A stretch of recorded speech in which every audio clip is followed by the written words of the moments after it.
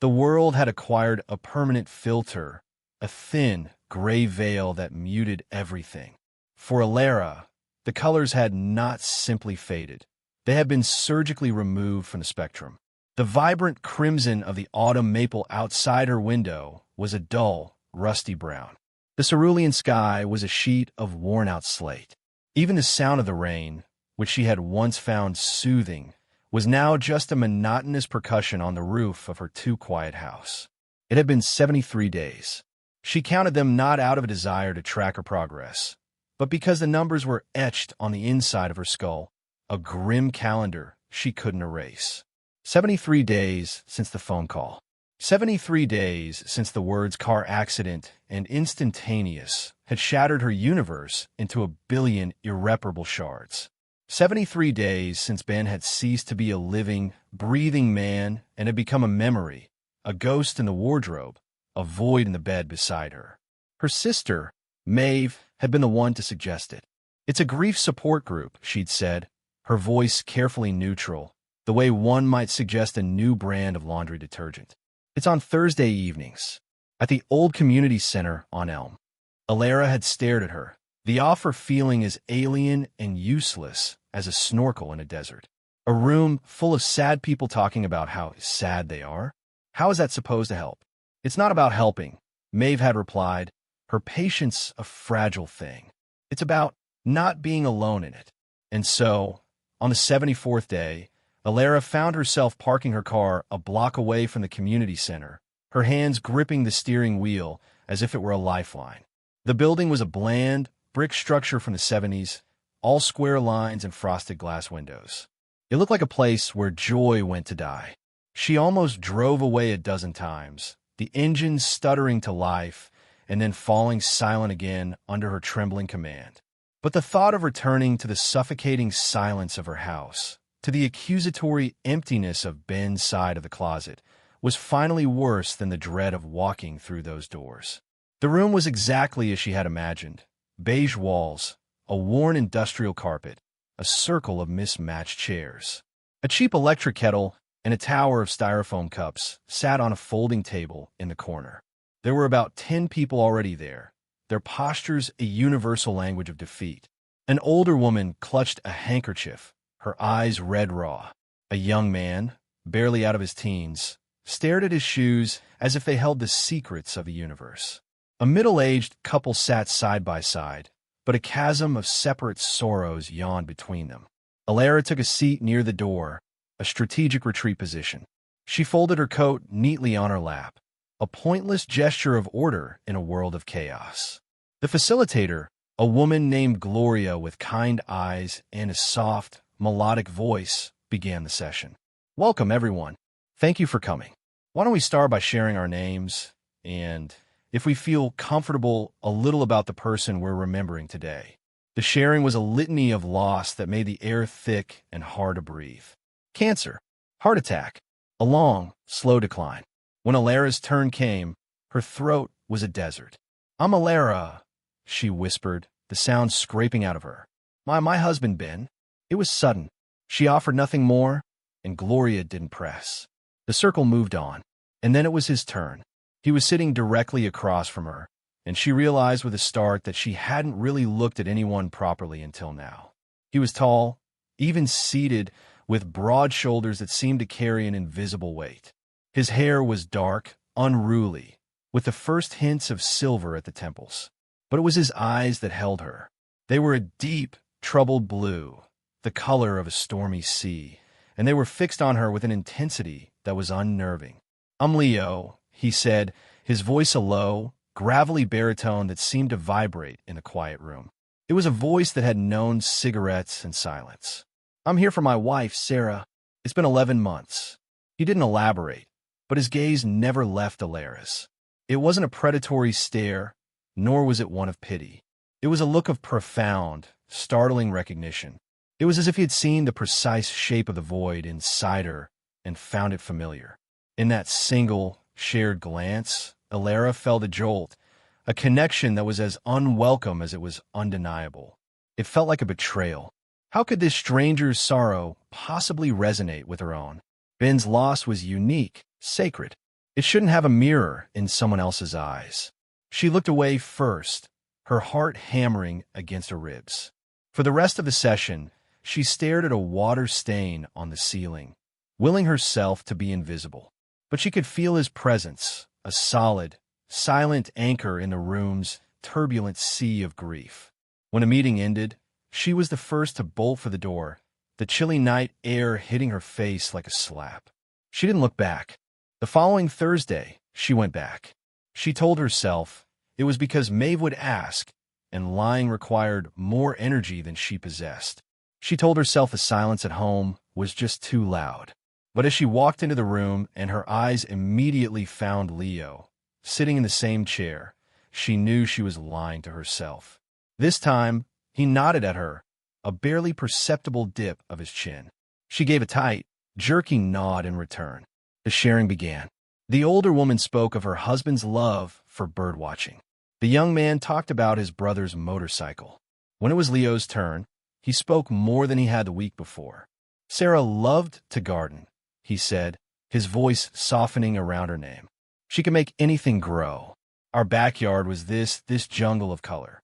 Since she's been gone, I've been trying to keep it alive. I water the plants, I pull the weeds. But they're dying anyway. I think they miss her hands. The simple, heartbreaking image, a garden dying of a broken heart, lodged in Elara's chest. When her turn came, the words felt less like shards of glass. Ben was an architect, she said, her voice a little stronger. He saw the potential in everything, not just buildings, in people, in broken things. He could look at a pile of rubble and see a home. She swallowed. I feel like that pile of rubble now, and he's not here to build me back up.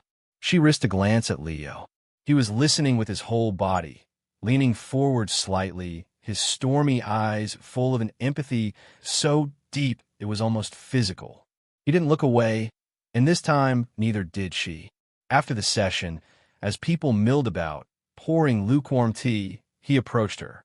He smelled faintly of sawdust and soap. An architect, he said. That makes sense. What does? She asked, wary. The way you described your grief. As architecture, a structure that's collapsed. He shoved his hands into the pockets of his worn leather jacket.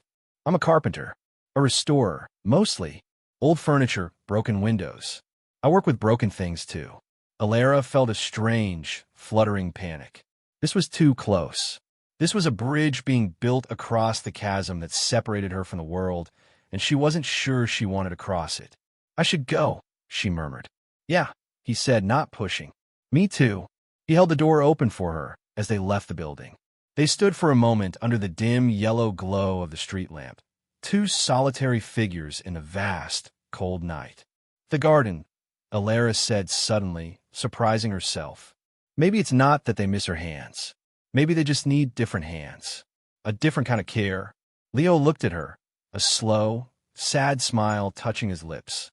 It transformed his face, carving lines of kindness around his mouth and eyes. Maybe, he conceded. See you next week, Elara. He walked away, his figure swallowed by the shadows. Elara stood there for a long time, the ghost of his smile imprinted on the darkness behind her eyes. For the first time in 74 days, the thought of next week didn't fill her with utter dread. The meetings became their strange, weekly ritual. They never spoke outside the beige-walled room, but inside it, they built a fragile fortress with their words. They were the quiet corner of the circle, their shared glances a silent commentary on the world of loss they now inhabited. One evening, the young man spoke about the anger, the blinding, white-hot rage at the universe for taking his brother. It was a feeling Elara knew intimately, a fire that burned beneath the ice of her sorrow. She had smashed a plate against the kitchen wall just that morning, a sudden, violent eruption she was deeply ashamed of. When the meeting ended, Leo fell in a step beside her as they walked to their cars. The anger is the worst part, isn't it? He said, his breath misting in the cold air. The sadness, you expect that, but the rage feels like a betrayal. Like you're dishonoring their memory by being so fucking angry at a world that doesn't even notice they're gone. Elara stopped in her tracks, staring at him. It was as if he had reached into her mind and pulled out the very thought she had been too afraid to voice. Yes, she breathed. Exactly that. After Sarah died, he continued, his gaze fixed on some distant point. I punched a hole in the drywall in our living room. It felt so good in that 1 second, and then so shameful. I spent the next week fixing it, sanding it, painting over it. You'd never know it was there. But I know. They had reached her car. The silence between them was no longer awkward, but charged, full of unspoken understanding. Do you want to get a coffee? The question was out of her mouth before she could stop it, a reckless leap into the unknown. Leo looked at her, his stormy eyes searching hers. For a terrifying moment, she thought he would refuse, that he would retreat back into the safety of their weekly, scheduled morning. Yeah, he said finally. I'd like that. They went to a diner that was open all night, a place of sticky vinyl booths and the smell of stale grease. They talked for 2 hours, not just about Sarah and Ben, but about themselves. She learned he was 38, 5 years her senior, that he ran his own small restoration business, that he loved old jazz records and hated reality television. He learned that she was a graphic designer who worked from home, that she had a weakness for terrible romantic comedies, and that she'd met Ben in college when he'd accidentally spilled coffee all over her architectural drawings. It was the most normal conversation Elara had had in months. It was also the most surreal. She was laughing, a real, genuine laugh at a story he told about a disastrous chair restoration, and the sound of it was so foreign to her own ears that she stopped mid-laugh, her hand flying to her mouth. Leo's smile faded. It's okay to laugh, Elara, he said softly. It doesn't mean you've forgotten him. It just means you're still alive. Tears welled in her eyes, not the hot, sharp tears of grief, but something softer, more complex. It feels like it does, she whispered. He reached across the table, his hand covering hers. His palm was rough, callous from his work, but his touch was gentle. It was the first time a man had touched her since Ben, and the sensation was a lightning bolt of warmth and confusion. She didn't pull away. She let the warmth seep into her cold skin, a temporary, terrifying solace. The coffee became part of their ritual. After every Thursday meeting, they would go to the diner. Their conversations were a careful dance, 1 step into the past, 2 steps back into the safer territory of the present. They were building a friendship on the bedrock of their shared loss, a structure that felt both incredibly strong and terrifyingly fragile. One Thursday, Leo didn't show up for the support group. Elara sat through the entire session, her anxiety mounting with every passing minute. Gloria's voice sounded distant. The stories of the others felt like noise. The empty chair across from her was a void more profound than any she had felt before. A cold fear gripped her. Had he relapsed? Had the grief become too much? Had she, in her need for his comfort, become a burden? The moment the meeting was over, she practically ran to her car. She drove to the address he'd mentioned once in passing, an old Victorian house on the edge of town that he was slowly restoring. The house was dark except for a single light glowing from a downstairs window. She knocked on the door, her heart pounding. After a long moment, it opened. Leo stood there, pale and disheveled, his eyes red-rimmed. He was holding a framed photograph. Elara, he said, his voice hoarse with surprise. You weren't there. I was worried. She stepped inside without being asked. The house was a beautiful chaos. Exposed brick, stripped floorboards, the smell of fresh paint and old wood, but was also filled with ghosts. Sarah's presence was everywhere, in the art on the walls, in the colorful throw pillows on the dusty sofa, in the pair of gardening gloves lying on a side table. It's today, he said, holding up the photograph. It was of a smiling, vibrant woman with kind eyes and a cascade of curly hair. Sarah, her birthday. The wave of relief that washed over Elara was immediately followed by a surge of empathy so powerful it stole her breath. She didn't say, I'm sorry. She didn't say, it will get better. She simply walked forward and wrapped her arms around him. He stiffened for a second, and then his body seemed to collapse into hers. He buried his face in her hair, his shoulders shaking with silent, ragged sobs. She held him, her own tears wetting the shoulder of his flannel shirt. They stood like that in the dimly lit hallway, Two shattered people holding each other upright, their grief flowing between them, a shared, sacred river. When he finally pulled back, his eyes were raw but clearer. "I'm glad you're here," he whispered. He led her into the kitchen, a room that was half finished, with new cabinets stacked against one wall. He made tea, his movements slow and deliberate. They sat at a makeshift table made of sawhorses and a plank of wood. "I was trying to be strong," he said. "I thought if I didn't acknowledge it, the day would just pass." "The days don't pass," Elara said. "They accumulate." He looked at her, and in his gaze, she saw the same recognition from that first night, but now was deeper, more intimate. They had seen each other's raw, unfiltered pain. There were no more masks. "Stay," he said, the word hanging in the air between them, heavy with meaning. "Not like that. Just stay for a while. The silence is too loud tonight." So she stayed. They talked until the sky began to lighten from black to deep indigo. They talked about their fears, their guilt, the stupid, mundane things they missed, the way Ben snored, the way Sarah hummed off-key in the car. It was a confessional, a purging of poisons.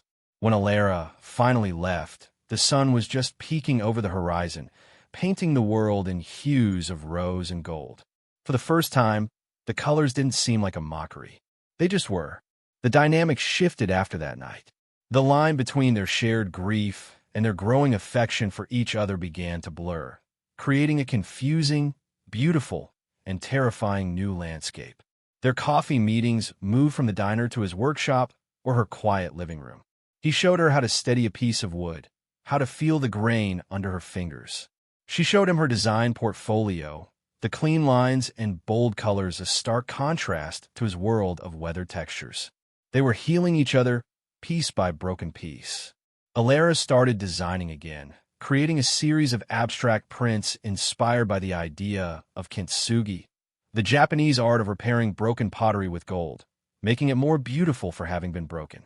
Leo, inspired by her, finally cleared out Sarah's overgrown garden, not to erase her, but to make space for something new.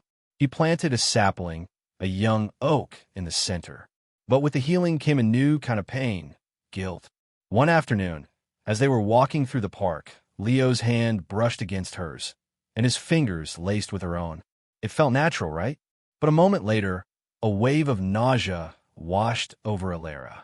She saw a couple laughing on a blanket, and for a split second, the man had Ben's profile. She pulled her hand away as if burned. "I can't," she choked out. "Leo, it feels like I'm cheating on him." Leo's face fell, but he nodded, his own expression etched with a familiar conflict. "I know.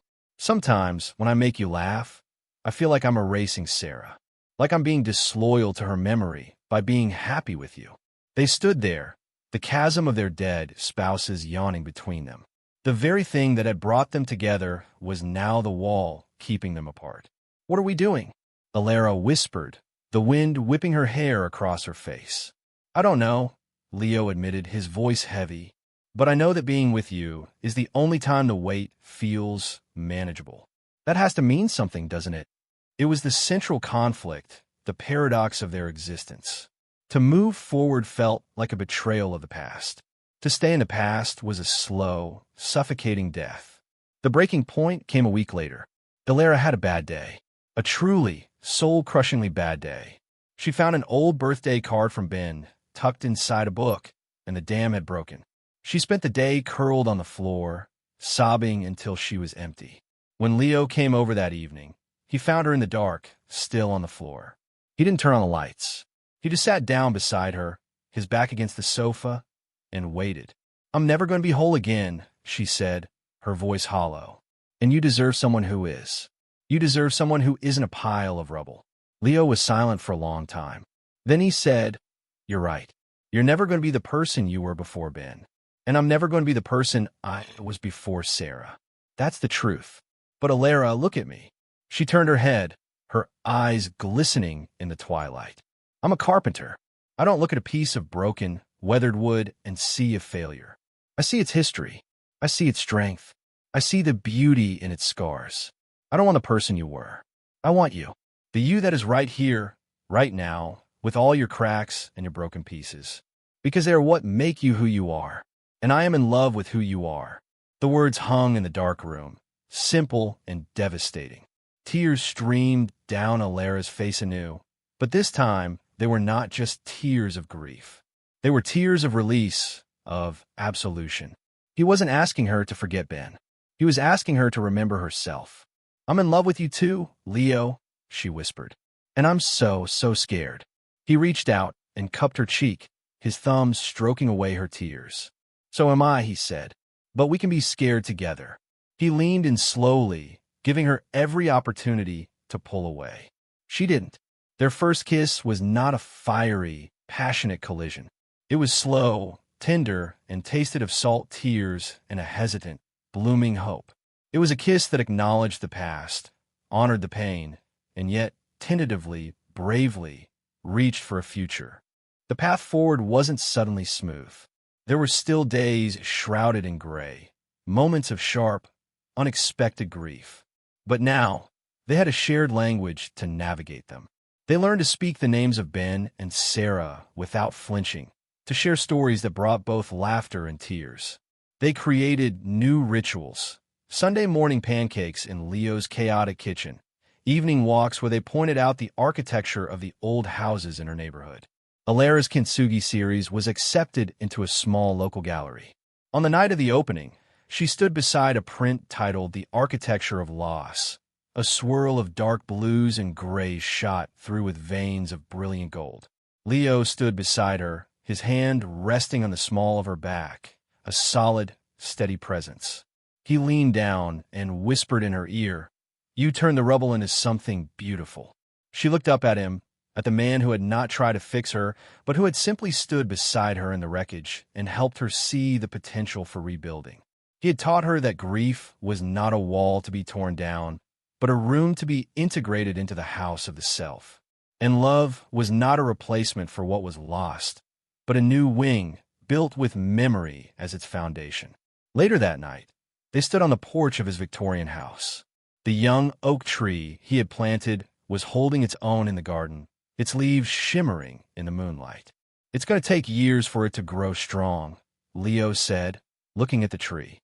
"I know," Elara replied, leaning her head against his shoulder. "We have time." He put his arm around her, pulling her close. The silence between them was no longer empty or frightening. It was a comfortable, living silence, filled with the echoes of the past and the quiet, steady promise of the future. They were two broken things, restored not to their original state, but into something new, something unique. Their love was not a cure for grief, but its most profound and healing companion.